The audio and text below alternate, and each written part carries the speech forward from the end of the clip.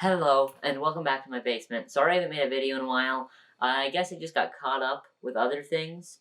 But I'm back now, after like a month-long break. And today we're going to be talking about a company that we all know pretty well by now, because I've talked about this company several times on my channel, and they're one of the biggest entertainment companies in the world. Yeah, that's right, I'm talking about the Walt Disney Company. The Walt Disney Company is well known for having a diverse array of properties under their belt.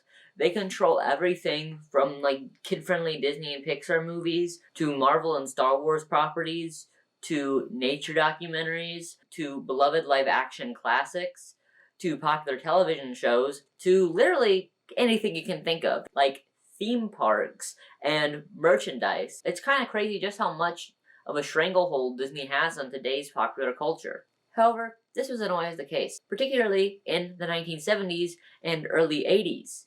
So let's take a trip back in time to a period when Disney was a lot less popular, or at least not as widely popular as it is today. After Walt Disney died, the brand began to really suffer.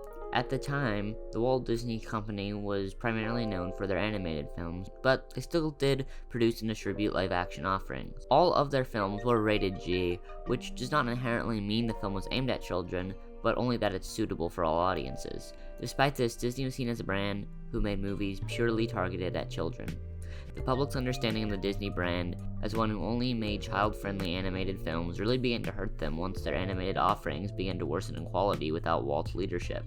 And when they actually tried to expand into other genres and mediums of film, no one would go see them under the guise that they were only for children due to them being Disney films. The straw that broke the camel's back was the release of the 1982 sci-fi action film that was meant to compete with Star Wars, Tron. It did moderately well at the box office, but not near what the company was expecting. This is probably in part due to the fact that it was rated PG-13 and was not necessarily a kids' film. Combine this with the fact that even their largest avenue of income, their animated films, were also not doing as well as they used to, and it was clear that something in the company needed to change if they wanted to maintain their dominance over the entertainment industry and not become bankrupt in the next, 5 years. This change came in the form of a new company.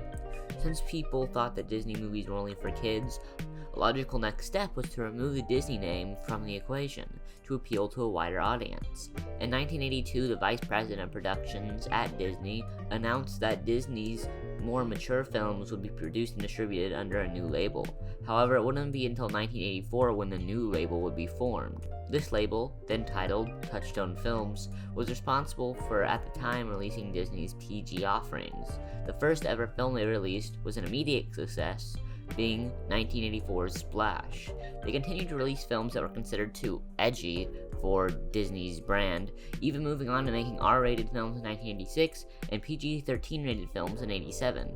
All things considered, this new venture was proving very successful for Disney.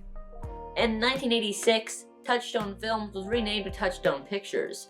The name change didn't really matter that much though, as their success just continued to grow. In 1988, Disney moved to the top of the box office charts, in no small part due to the success of Touchstone Pictures. With this huge success, they actually decided to open another film division to double their film output of more adult-oriented film. This new branch was called Hollywood Pictures and was activated in 1989. However, the studio did not offer as much success as Touchstone did, and most of its films were actually box office flops. Even though it was the 1980s when Disney began to release these more adult films under a seemingly unrelated label, this decade was not the last that we would see of these other labels.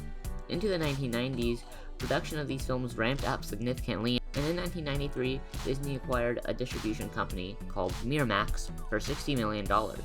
They saw Miramax as a way to expand their reach into the lucrative independent film market.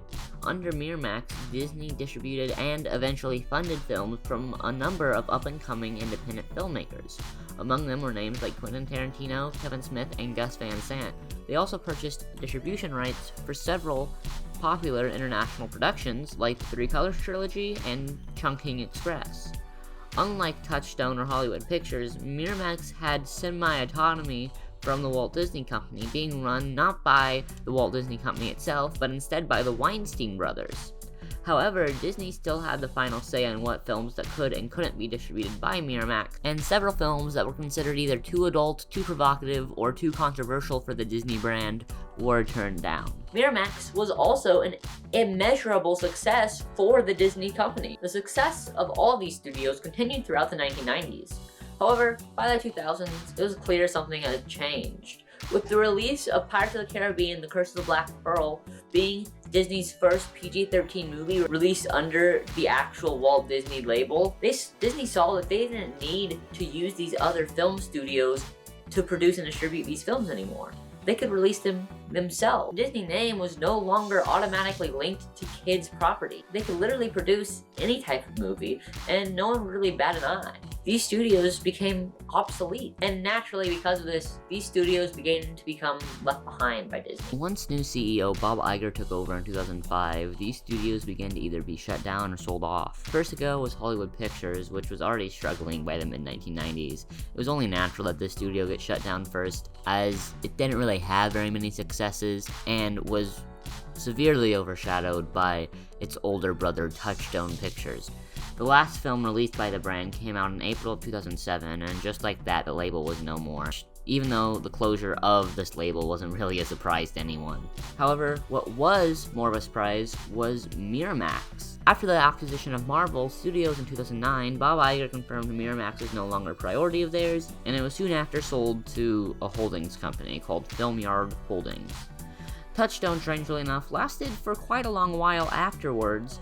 However, they were a shadow of their former selves. Touchstone was mainly used in the late 2000s into the 2010s to distribute the live-action films that were produced by the competitor studio of Disney, created by Jeffrey Katzenberg, DreamWorks. Their live-action division was failing at the time, and it became basically non-existent to the point where they had to turn to another studio to release their film, and this studio just so happened to be Disney. But their contract with DreamWorks ended in 2017, and after that, the Touchstone label was no more. The closure of these labels didn't just mark the end to this strange period of time where Disney didn't want people to know that they were making these movies, but it also marked the end of an entire era for the Disney company as a whole, a very prosperous era. The late 80s and 90s were not only when the Touchstone and Miramax labels were at their peak, but also when Disney's animated output was pulling in huge numbers of the box office. Disney also had a deal around this time to distribute all of the films produced by very popular up-and-coming 3D animation studio Pixar that revolutionized what animated films could be. On all fronts, the late 80s and 90s were a period of growth and resurgence for the Walt Disney Company. It was a period of time where they were just throwing things at the wall to see what sticked. They were experimenting constantly to try to grow their empire, and a lot of the things they did worked, and some of the things they did not work. However, the next period of the Walt Disney Company, which was marked by the takeover of the Disney Company by Bob Iger, was a little bit different. They just played it safe. They already knew what was best, and they stuck to it. The only other studios they acquired or new markets they ventured into were markets that were already established. They bought out Marvel, but only because Marvel was a very established name in the world of comic books.